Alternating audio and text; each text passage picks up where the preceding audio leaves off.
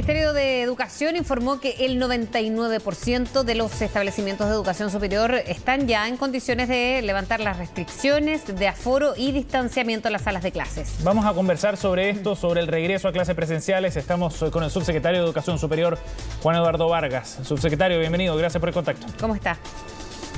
¿Qué tal? Gracias a ustedes por el contacto, Sebastián Fresia. Subsecretario, bueno, ahí dábamos a conocer el catastro, 99%, casi la totalidad, son muy pocas sedes las que no están en condiciones. Pero ¿qué significa que estén en condiciones de volver a clases presenciales desde el punto de vista de los alumnos y de la infraestructura de las sedes?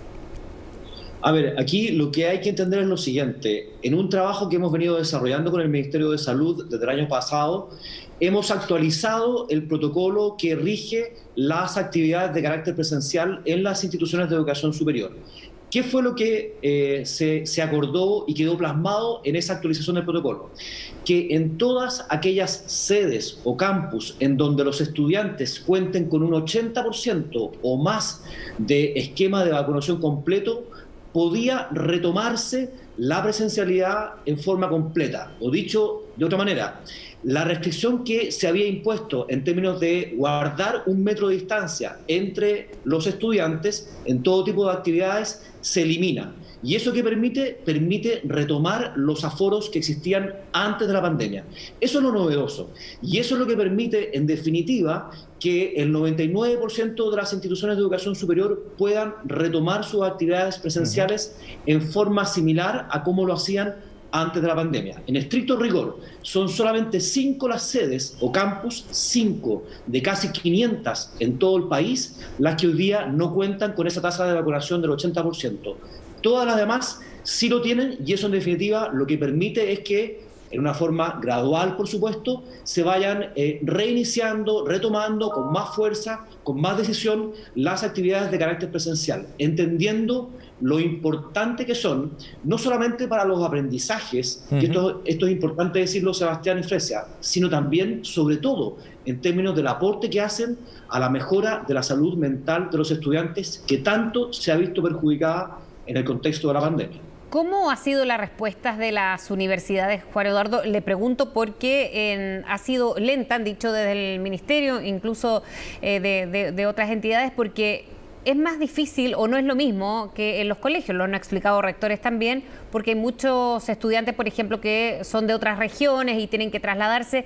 Se necesita una planificación mucho mayor que los estudiantes de los colegios. Sí, a ver, sí y no tanto, no tanto. Efectivamente ha sido lenta y nosotros criticamos a las instituciones que tienen que hacer más esfuerzos decididos por retomar esa presencialidad.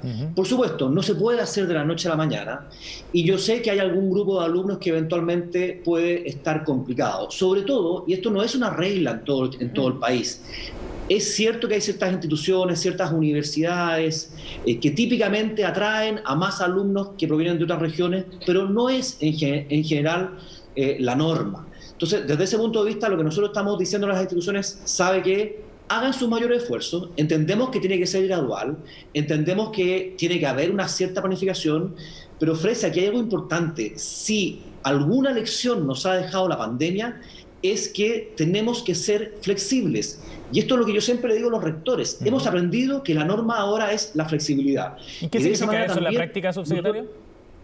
En la práctica, que se pueden diseñar de forma rápida cambios en la manera en la que se han planificado los cursos, de forma tal de que lo que originalmente pudo haberse planificado para hacerse en forma remota este semestre pueda cambiar.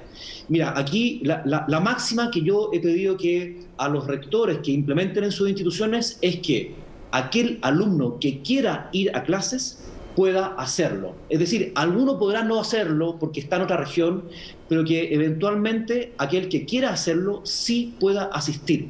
Mira, estuvimos el día de ayer en la Universidad Católica y tuve la posibilidad de conversar con estudiantes de primer año de la carrera de Derecho. Y lo que ellos te manifiestan en términos de no solamente lo que están aprendiendo, sino también de lo que ha significado para ellos poder conocer, son de primer año, ni siquiera reencontrarse y conocer a sus compañeros, es sin duda el mejor aliciente para que esto se haga realidad. Y en todo caso, hay algo claro, digamos, y que es lo que manifestó el rector Sánchez ayer. Para el 2022 la presencialidad tiene que ser la regla para todo tipo de institución. Aunque es decir, las condiciones sanitarias estén o no estén en el mejor escenario. Aquí, ahí lo que yo digo, Fresa, es lo siguiente, que de no mediar una catástrofe sanitaria, la presencialidad tiene que ser la regla a contar de marzo de 2022. Y antes que eso, lo que nosotros estamos haciendo es instando y empujando a las instituciones para que puedan aumentar los porcentajes de presencialidad que hoy día nos están mostrando y que en algunos casos no son todo lo deseables. Subsecretario, ahora respecto a la perspectiva de los alumnos, había también algunos requerimientos específicos para que efectivamente se volviera a clases presenciales y cierta presión también para que se hiciera. Aquellos que vayan tomando medidas sobre ir o no avanzando en presencialidad, ¿quedará a criterio de cada una de las casas de estudio o hay presión de parte del Ministerio para establecer los parámetros en los cuales se puede activar un regreso a clases online, por ejemplo? A ver, nosotros más que presión lo que estamos haciendo es instando, estamos apoyando. La modificación o actualización del protocolo va precisamente en la línea de empujar o más bien apoyar a las instituciones para que puedan hacer este retorno de una forma más masiva. De hecho, varios rectores fueron los que en su oportunidad nos dijeron que querían avanzar más en presencialidad, pero que el protocolo existente no les permitía aumentar los aforos. En razón de eso, y por cierto, de consideraciones sanitarias, es que nosotros hicimos esa modificación junto con el Ministerio de Salud y eso permite, en definitiva, aumentar los aforos y la presencialidad. En todo caso, es importante, Sebastián, decirlo, la Superintendencia de Educación Superior es el órgano fiscalizador y ella ya anunció un plan de fiscalización para que las instituciones vayan retomando las actividades presenciales.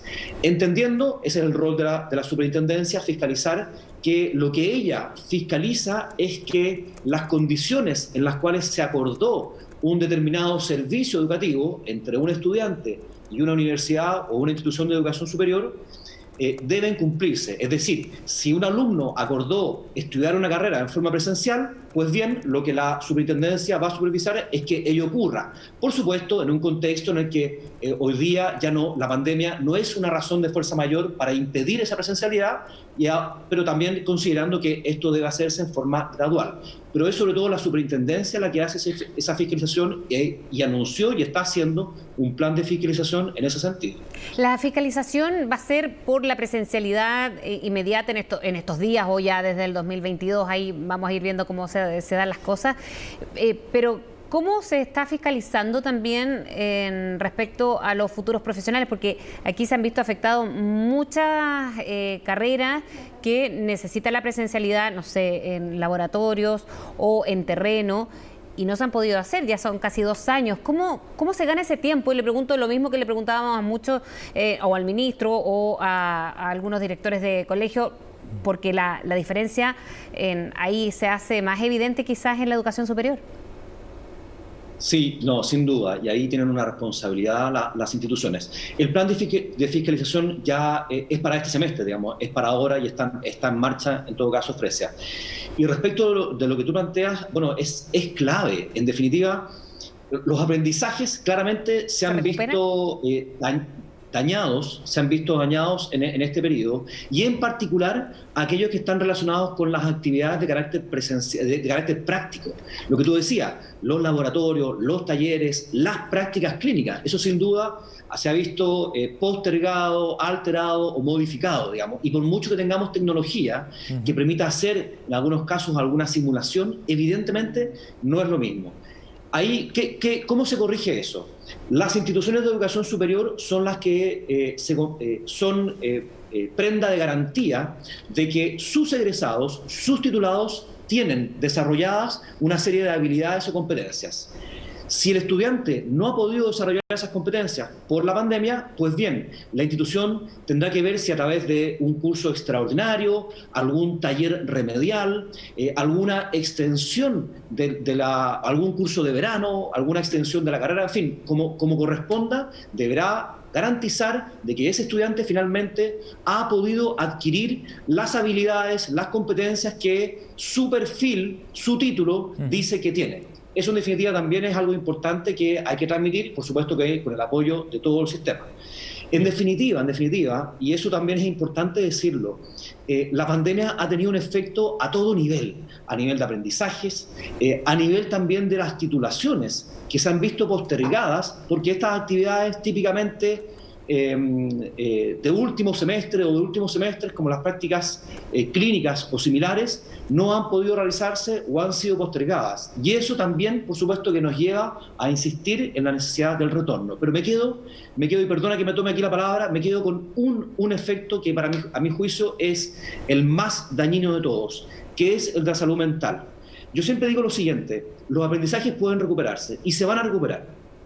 La titulación se va a realizar, pero el efecto en la salud mental va a costar más todavía, si cabe, recuperar. Y por eso, mientras antes volvamos a clases, mejor van a estar en términos de su bienestar socioemocional nuestros estudiantes. Subsecretario Vargas, gracias por conversar con nosotros esta mañana, muy amable. Que esté muy bien. Muchas gracias a ustedes por el contacto.